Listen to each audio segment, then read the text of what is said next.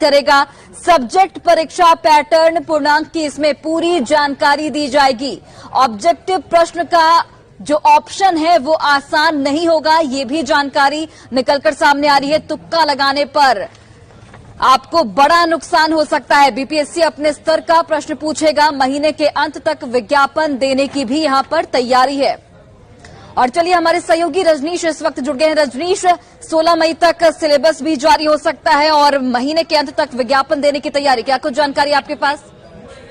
बिल्कुल, देखिए, बीपीएससी और शिक्षा विभाग ने अहम बैठक की है और बैठक में जो है सहमति बन गई है कि अब सिलेबस जो है अगले 4 दिनों के अंदर यानी 16 मई तक जो है सिलेबस जारी कर दिया जाएगा। क्योंकि पैटर्न को लेकर, पूर्णांक को लेकर और जो मार्किंग पॉलिसी है उसको लेकर जो अभ्यर्थी हैं उन्हें अभी तक कुछ भी सही जानकारी नहीं मिल सकी है। ऐसे में ये क्लियर हो जाएगा सिलेबस जारी होने के बाद कि आखिर जो सवाल का पैटर्न रहेगा, जो पूर्णांक रहेगा कितने का होगा और पैटर्न किस तरह का होगा। ऑब्जेक्टिव जो क्वेश्चन की बात आ रही है उसका पूर्णांक 100 रहेगा या 200 रहेगा। हालांकि जो सूत्रों के हवाले से खबर आ रही है कि 16 मई तक जो है पूरी तैयारी है सिलेबस जारी करने की और इस महीने के अंत तक विज्ञापन भी जारी करने का आयोग जो है पूरी तैयारी कर लिया है।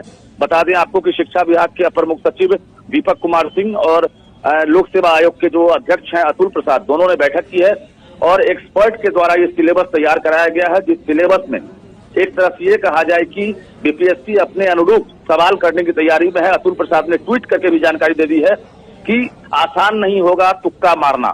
मतलब ये है साफ कि ऑब्जेक्टिव क्वेश्चन में जो है सिमिलर सवाल पूछे जाएंगे, यानी आप तुक्का लगाकर अगर चाहेंगे कि सही जवाब हो जाए तो आपको नुकसान हो सकता है। हालांकि ये भी साफ है कि नेगेटिव मार्किंग नहीं होगा, यानी जो हेडमास्टर की तरह जो परीक्षा होने वाली है, पहले ही इशारा मिल गया है कि जो पैटर्न होगा हेडमास्टर की जो परीक्षा इससे पहले आयोग ने लिया है उसी आधार पर परीक्षा टीचर बहाली में होगी। लेकिन ये क्लियर है कि अगले 4 दिनों में जो अभ्यर्थी है उनका इंतजार खत्म होगा और सिलेबस के बाद ये क्लियर हो जाएगा कि आखिर परीक्षा का पैटर्न क्या होगा, पूर्णांक क्या होगा। जी रजनीश, जिस तरीके से जो नियोजित शिक्षक है उनकी ओर से लगातार इस नियमावली का विरोध किया जा रहा है, लेकिन सरकार पर कोई असर होता यहाँ पर नहीं दिखता।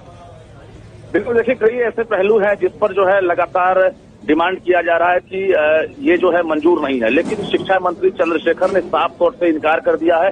कहा है कि नई शिक्षक नियमावली जिस पर कैबिनेट ने मुहर लगा दी है और जिसकी अभियाचना बीपीएससी को ही भेज दी गई है, यानी उस पर अब कहीं से कोई बदलाव नहीं होगा और इसी आधार पर 1,78,026 पदों पर बहाली होगी। जो नई नियमावली बनी है उसमें कोई बदलाव नहीं होगा। बता दें 6 to 8 में जो वैकेंसी कम है, यानी जो सीटेट बीटेट पास अभ्यर्थी हैं वो लाखों की संख्या में है और ऐसे में बहुत सारे अभ्यर्थी वंचित हो जाएंगे टीचर बनने से। तो ऐसे में जो नियमावली है उसको लेकर भी विरोध है और सीट कम है उसको लेकर भी लगातार विरोध चल रहा है। जी चलिए रजनीश, बहुत बहुत धन्यवाद तमाम जानकारी हम तक पहुंचाने के लिए। तो बड़ी जानकारी आप तक पहुंचा रहे हैं शिक्षक बहाली को लेकर। 16 मई तक सिलेबस जारी हो सकता है। बीपीएससी सिलेबस जारी करेगा। सब्जेक्ट परीक्षा पैटर्न पूर्णांक को लेकर सिलेबस में पूरी जानकारी दी जाएगी। ऑब्जेक्टिव प्रश्न के जो ऑप्शन होंगे वो आसान नहीं होंगे। ये बीपीएससी की ओर से बाकायदा एक ट्वीट किया गया है जिसके तहत ये जानकारी साझा की गई है। तुक्का लगाने पर नुकसान हो सकता है, ये भी जानकारी साझा की गई है। अपने स्तर पर बीपीएससी जो प्रश्न पत्र है वो जारी करेगा। जो परीक्षा का जो पैटर्न होगा वो बीपीएससी के स्तर से जारी होगा। महीने के अंत तक विज्ञापन देने की भी यहाँ पर तैयारी है।